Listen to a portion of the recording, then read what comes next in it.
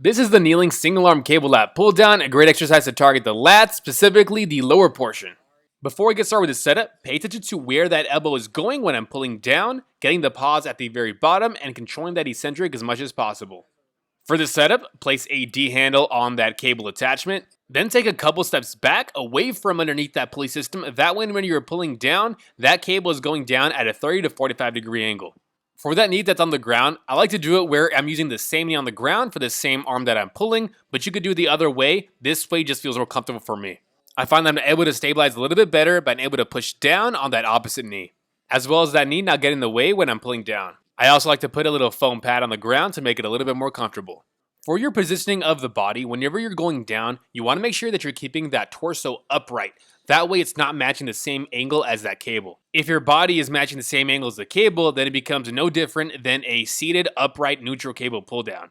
For the grip of your hand on that handle, make sure that you're keeping a neutral grip, meaning palm facing towards the center through the entirety of the exercise. Don't twist and rotate that handle as you're coming down and up. Whenever you're pulling down, the key is to imagine like you're trying to pull that elbow down in front of you, not behind you.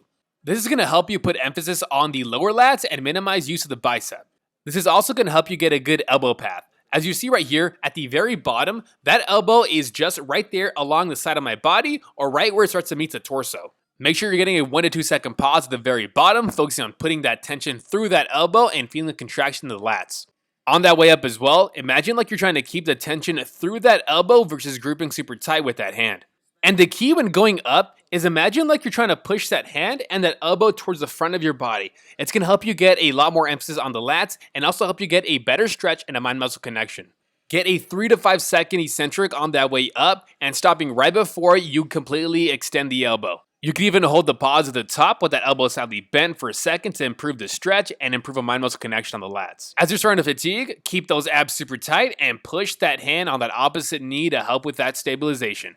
Whenever you're not able to go all the way down, I like to get at least 2 to 3 partials. Also, if you're doing this exercise correctly, that forearm should match the same angle as that cable.